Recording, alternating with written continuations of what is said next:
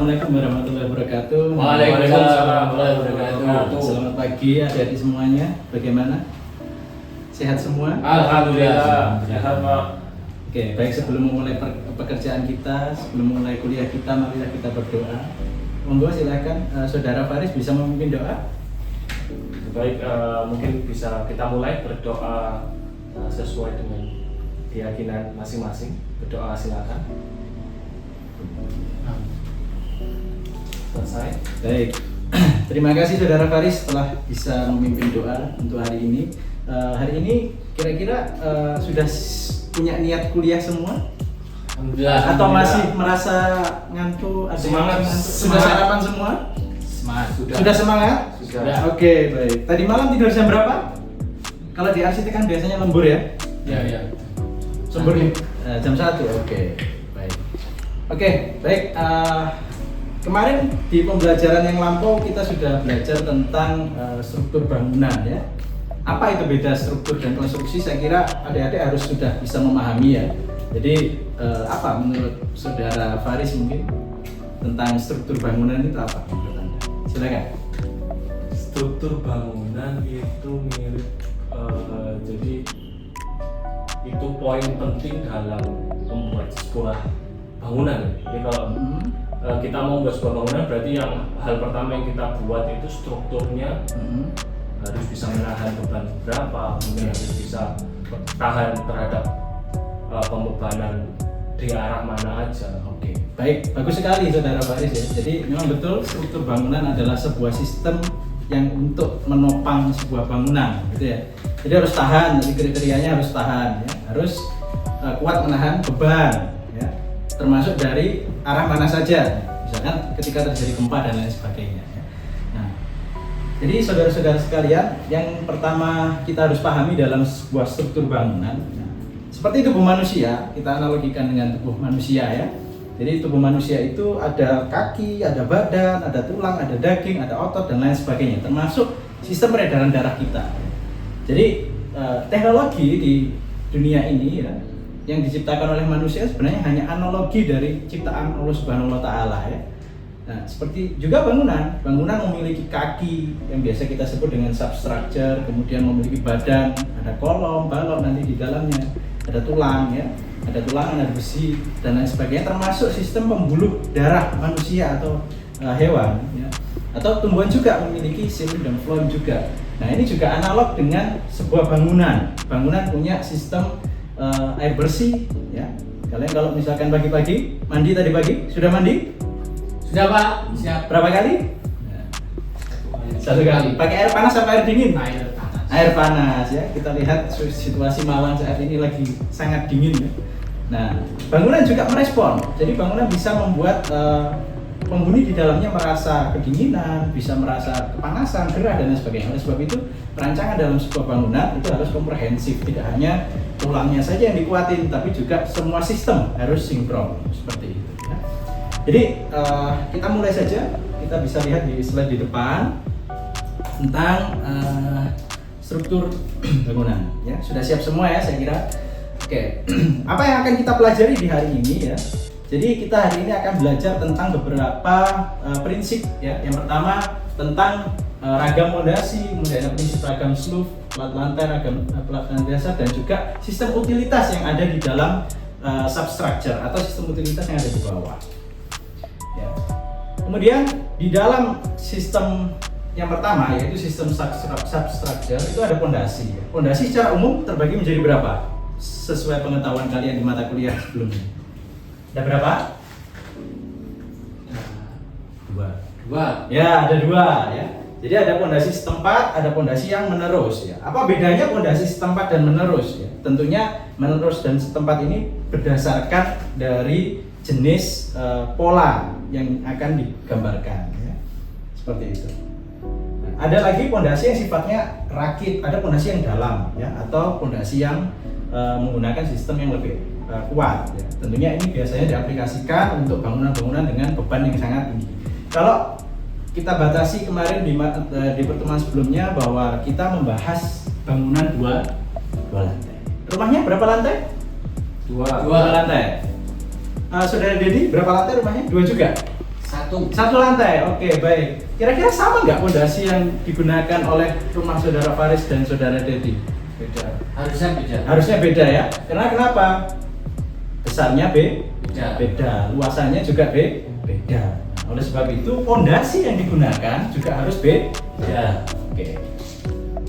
Kemudian nanti setelah di atas pondasi di mata kuliah sebelumnya sudah Anda pelajari juga bahwa akan ada slope ya. Slope ini fungsinya untuk mengikat antar kolom ya dan meneruskan bebannya juga ke pondasi. Kemudian ada struktur konstruksi lantai dasar bangunan ya. Kalau saudara Faris kalau ada 2 lantai kira-kira sama nggak lantai 1 dengan lantai 2 cara pembangunannya kira-kira? Beda. Pasti beda ya.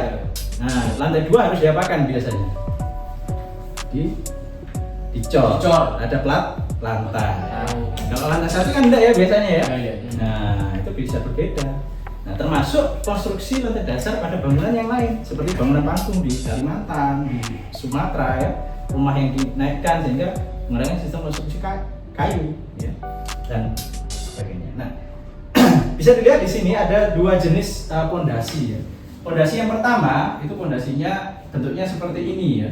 Kemudian dengan elevasi atau kedalaman yang cukup rendah antara 80 cm sampai 100 cm ya.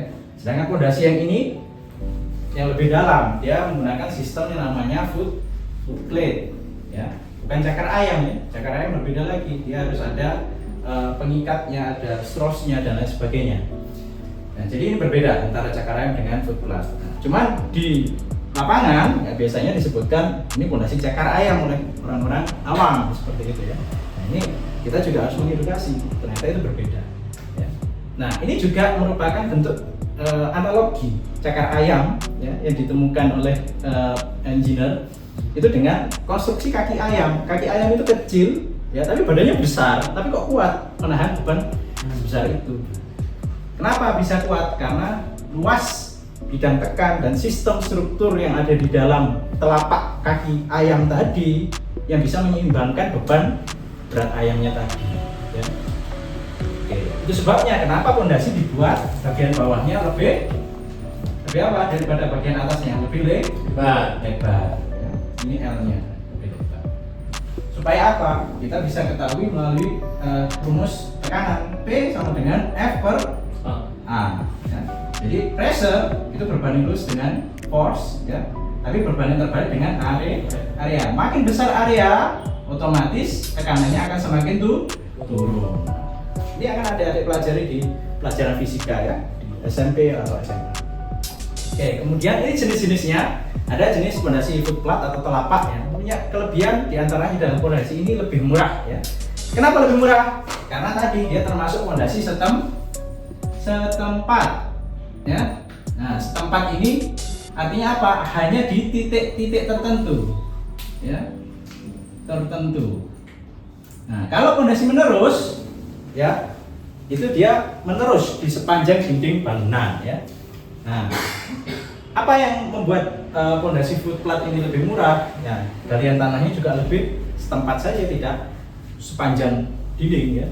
Nah, kemudian juga cetakan yang disiapkan lebih kompak dan lain sebagainya, serta dia memiliki tingkat kekuatan yang baik karena terbuat dari beton bertulang ya. Di sini ada tulangan, kemudian ini stekan untuk kolom, nah, kemudian ini dicor nih ya. Nah, proses pembuatannya seperti itu. Nah, ini pondasi menerus berbeda ya. Kalau tadi setempat mungkin hanya di titik-titik tertentu seperti di sini ya, di sini hanya ada beberapa titik. Nah, kalau menerus dia harus menerus sepanjang dinding yang akan ditopang. Nah, seperti rumahnya saudara Dedi tadi, 1 lantai ya. Apakah pondasi batu kalinya itu menerus? Harus. Nah, karena nggak mungkin dinding itu menggantung tanpa ada pondasinya. Ya. Kalau menggunakan pondasi setempat, Anda bisa menggunakan sistem pondasinya, sulufnya bisa menggantung. Kenapa? Karena beban tadi tidak diteruskan secara merata di bagian bawah pondasi menerus tadi, bawah dinding tadi enggak, tapi di titik-titik struktur utama tadi. Ya, itu yang membedakan. Oke, kemudian kita bisa lihat contoh studi kasus yang ada di sini. Ini termasuk pondasi apa kira-kira? Bisa dilihat? Menerus menggunakan batu kali ya. Kekurangannya apa? Kekurangannya pasti proses pembuatannya membutuhkan material yang lebih Ya. banyak ya. Ini proyek sebesar ini aja bisa bertruk-truk itu batu kalinya ya. Ya tentunya akan lebih prosesnya akan lebih lama ya dibanding pondasi setempat tadi. Nah kalau ini, nah ini pondasi plat beton. Nah ternyata plat beton ini juga bisa kita gunakan untuk pondasi yang menerus seperti ini ya. Contohnya pada kasus-kasus bangunan yang berada di lahan yang cukup rawan atau pondasi yang berada di tanah yang tidak stabil. Oke. Nah ini pondasi yang berikutnya yang tadi yang lebih advance, pondasi rakit. Biasanya digunakan pondasi rakit ini untuk bangunan yang lebih tinggi lagi. Contohnya kalau Anda membangun bangunan di tanah bekas rawa-rawa tuh, ya. Karena apa? Daya dukung tanahnya itu tidak mumpuni sehingga beban yang diterima oleh tanah akan semakin berkurang. Ya. Oke. Nah ini pondasi sumuran contohnya. Ya, kita lanjut saja.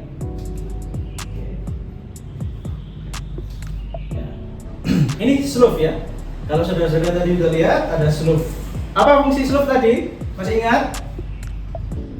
Lupa. Untuk mengikat kolom ya. Nah, jadi mengikat kolom. Ya, fungsi slope itu mengikat kolom. Di dalam slope harus ada apa ini? Apa ini? Ada di sini. Besi. Namanya reinforced bar atau besi tulang. Ini analog dengan tulang manusia, ya tulang kita. Ya, di dalam tulang kita itu ada struktur. Ada yang terbuat dari kalsium, ada yang lunak. Kalau suka makan bakso sumsum, ada yang suka makan bakso sumsum. Nah, di dalam tulang itu kan ada bagian yang lunak juga, gitu ya. Ya, artinya apa? Tulang tidak seluruhnya itu keras. Nah, oleh sebab itu struktur yang dibuat juga demikian. Bagian tulangan yang ada di dalam slope itu kulitnya ini yang keras, ya selubungnya. Tengahnya bolong, tengahnya nggak ada isian. Ya. Kenapa demikian? Sama seperti tulang kering kalian. Coba lihat, tulang kering kalian ada tulangnya ya. Nah, itu tulangnya ada di atas, di depan dan di belakang. Belakang tulang betis, depan tulang kering ya. Di tengah-tengahnya ada daging. Pengikat, daging hanya mengikat. Jadi kolom, slope dan kolom yang menggunakan sistem prinsip cor ini. Ya, beton itu hanya sebagai pengikat dari struktur utama itu, ya. Sama seperti otot-otot kita. Ya. Kemudian ini precast ya. Precast itu artinya tidak dibuat di sini tapi di pabrik, ya. Precast. Castingnya tidak di sini ya. Nah, kalau kita bisa lihat saat ini sudah banyak kalau kalian jalan-jalan ada lihat jalan tol ya. Misalnya, pembangunan kok cepat sekali, Pak? Nah, karena ada teknologi precast, ya ngecornya nggak di lokasi tapi di pabrik. Ya apa keuntungannya? Keuntungannya adalah lebih cepat dalam pembangunannya ya. Oke. Ini kalau misalkan rumahnya pakai konstruksi kayu nih, nah seperti rumah-rumah ada di Kalimantan, di Sumatera dan lain sebagainya. Lantai dasar. Nah, kita sudah masuk ke lantai dasar nih. Nah, lantai dasar terbuat dari berbagai macam. Salah satunya menggunakan bisa juga dicor. Ya. Nah, kalau kalian punya rumah yang ada carportnya ya. Nah, kalau nggak dikasih cor-coran, otomatis tanah di situ akan lebih mudah ambles ya. Nah, oleh sebab itu untuk lantai dasar yang dilewati kendaraan, lantai dasar yang memangku beban lebih harus dicor seperti ini menggunakan bata atau bisa menggunakan pavement ya, paving atau batu alam yang keras ya. Oke. Berikutnya adalah menggunakan bata ya. Jadi bata juga bisa digunakan untuk lantai dasar seperti ini ya, sistem pemasangannya. Nah, ini adalah bagaimana prinsip substructure sebenarnya ya pada bangunan bertingkat rendah. Coba perhatikan gambar ini. Coba perhatikan. Ya. Ini ada bangunan ya, kemudian di bagian bawah ini ada apa? Ada lantai kerja ya, atau tanah tempat bangunan itu berdiri. Nah, prinsipnya adalah kekuatan bangunan bisa diperoleh ketika beban bangunan di atas dan daya dukung tanah ya, hukum ketiga Newton atau hukum pertama Newton, F sama dengan 0 ya. Ini harus terjadi. Ya, sehingga terjadi apa? Kesetabilan ya. Kesetabilan. Ya, kestabilan diperoleh dari apa? Beban bangunan dan daya dukung tanah yang sama. Apa yang terjadi ketika daya dukung tanahnya ini lebih rendah dibanding dengan beban bangunan? Apa yang terjadi kira-kira? Ambles. Ya, ini akan bisa ambles seperti ini ya. Akan bisa ambles seperti ini. Ya. Nah, itu karena daya dukung tanahnya tidak nol, maka syaratnya adalah mutlak. Ya, ketika ada beban ke sini, tanah akan memberikan daya ke atas. Seperti hukum ketiga Newton juga, aksi dan reaksi. Ya. Pak, saya mau masuk arsitek karena ingin menghindari fisika, Pak. Tapi kok ketemu terus? Ya memang, ya. Arsitek adalah engineering sehingga harus akan ada perbedaannya, ada hubungannya. Oke. Ya. Oke, ini contohnya tadi. Pernah berkunjung ke sini? Hampir Pernah ya. Belum. Saudara Faris pernah berkunjung ke sini? Belum. Oke, ini apa namanya? Eiffel.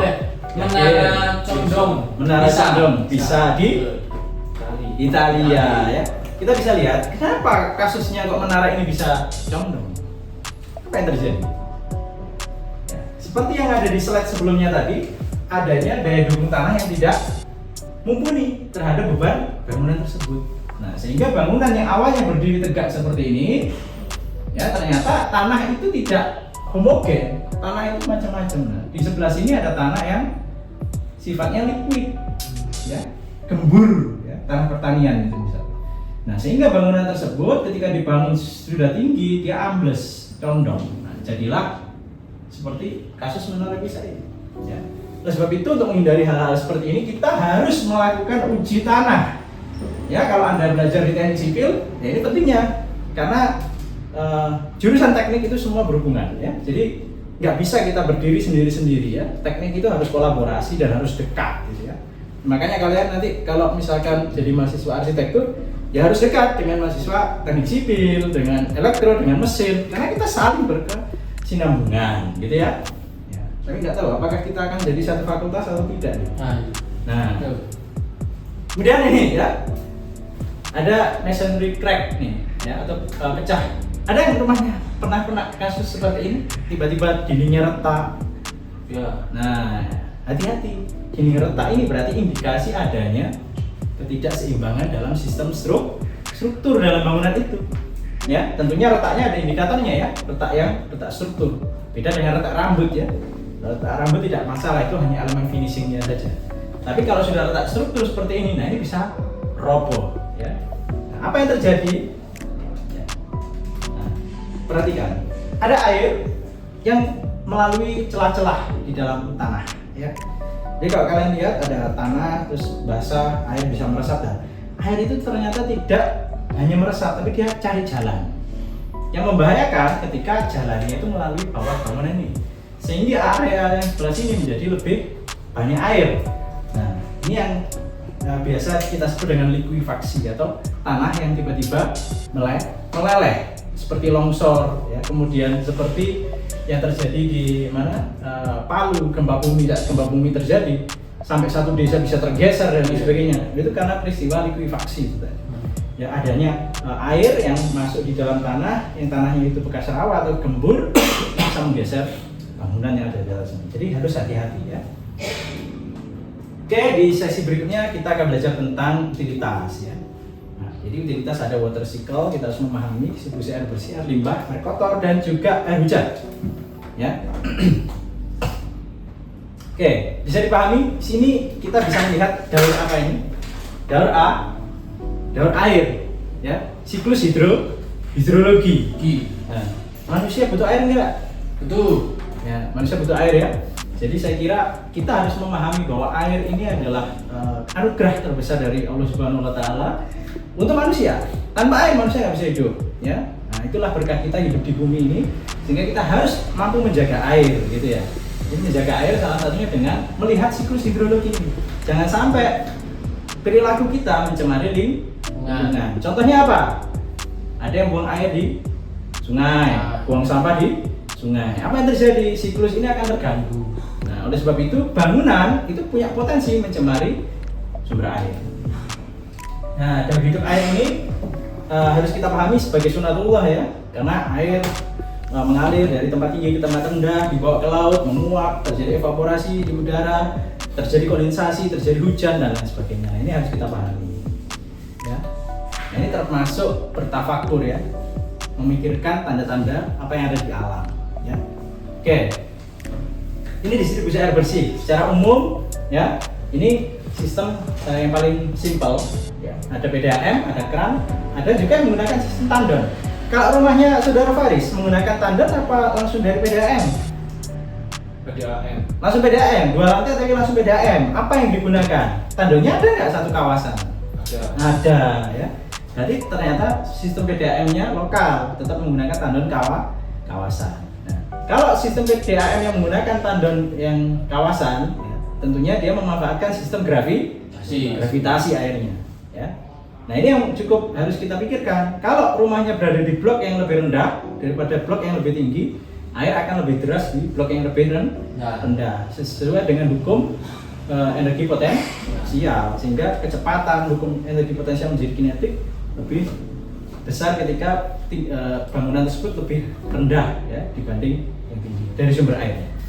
Kemudian bisa kita lihat di sini tentang sistem PDAM. Nah ini Indonesia punya aturan nih. Aturannya adalah air PDAM nggak boleh langsung dipompa, harus ditandon dulu. Apa implikasinya? Kenapa harus begitu? Karena gini, kalau air PDAM itu Anda langsung pasang pompa, Anda sedot, air di rumah Anda akan deras. Tapi konsekuensinya apa? Tetangga Anda nggak dapat air. Nah, ini termasuk zolim nggak? Ya. Zolim. Ya, jadi nggak boleh. Ya. Arsitek harus mampu merancang bangunan agar tidak zolim juga. Ya, harus dipasang tandon air bawah dulu. Nah, ini termasuk gambar yang salah. Ya. Salah. Kenapa? Karena tidak ada tandon penampungan air bawah langsung dipompa. Ya. Kita melanggar undang-undang juga, ya. Jadi nggak boleh. Nah, berikutnya, coba perhatikan yang kedua tentang sanitasi air kotor. Buang air setiap hari? Ya. Pasti ya. Ada yang sudah nggak buang air selama 1 minggu mungkin? Saya kira sakit itu kalau 1 minggu nggak buang air ya. Nah oke, jadi kita harus pahami bahwa setiap hari kita mengisi lubang septic tank kita dengan kotoran gitu. Itu juga salah satu sunatullah juga, membuat manusia itu menjadi punya sistem daur hidup juga gitu ya. Ada yang dimakan, ada yang dikeluarkan ya. Sehingga terjadi keseimbangan. Oke. Next langsung jeda. Oke. Coba perhatikan video ini. Nah, nanti akan saya kasih pertanyaan ya. Apa yang terjadi di dalam video ini?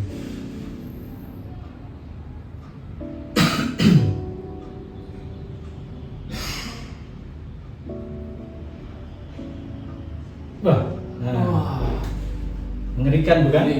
Ya, mengerikan ya. Jadi apa yang terjadi ini? Kok bisa tiba-tiba lantai ini meledak? Se-ekstrim itu ya, tiba-tiba meledak. Nah ini tutupnya ini bisa terlempar beton ya, bisa mencederai orang ya. Kenapa bisa terjadi kira-kira? Coba saudara Dedi, kenapa kok bisa terjadi? Kemungkinan karena ada gas di sana. Ada gas. Jadi ada gas apa kira-kira? Saudara Faris, ada gas apa gitu? Metana. Oke. Nah, kenapa gas metana bisa meledak? Mudah terbakar. Kok bisa gas metana dihasilkan di dalam tandon ini atau di dalam septic tank? Kok bisa dihasilkan? Karena ada apa? Kotoran. Ada timbunan feses atau kotoran yang terfermentasi oleh bakteri ya, sehingga bakteri tersebut menghasilkan metana, dipecah oleh bakteri tersebut menjadikan metana. Nah, oleh sebab itu ini terjadi karena ada kegagalan dalam sistem pembuatan septic tanknya, tidak ada saluran pembuangan bawahnya. Oleh sebab itu, dari video ini kita harus memahami bahwa air limbah itu cukup berbahaya ya, ketika tidak dirancang dengan baik. Oke, skema dasar air limbah ya, kita bisa lihat jarak antara bangunan dengan septic tank dengan sumur resapan itu maksimal 10 meter. Supaya apa? Supaya tidak ada rembesan air yang tercemar tadi ke sumur sedot kita ya. Oke. Jadi sampai sini. Oke, kita lihat. Kita sudah melihat beberapa materi tadi ya tentang substructure, tentang utilitas ya. tentang plumbing, mulai dari air bersih, air kotor, air limbah dan lain sebagainya. Kira-kira sudah dipahami nggak materi yang saya berikan tadi? Sudah. Oke, baik, saya coba tanya deh sekarang. Pondasi ada berapa tipe tadi? Masih ingat? Ada pondasi? Menerus sama setempat. Dua. Kalau bangunan satu lantai pakai pondasi apa? Menerus. Nah, kalau 2 lantai? Setempat. Oke, bagus. Kemudian untuk sistem utilitas, boleh nggak PDAM masih dipompa? Tidak boleh. Kenapa? Karena merugikan Tetangganya. Oke, merugikan tetangganya. Baik. Jadi harus ada tandon air bawah. Oke, bagus. Kemudian septic tank, perencanaan septic tank. Tadi yang ada video meledak tadi. Nah, penyebabnya apa? Karena gas.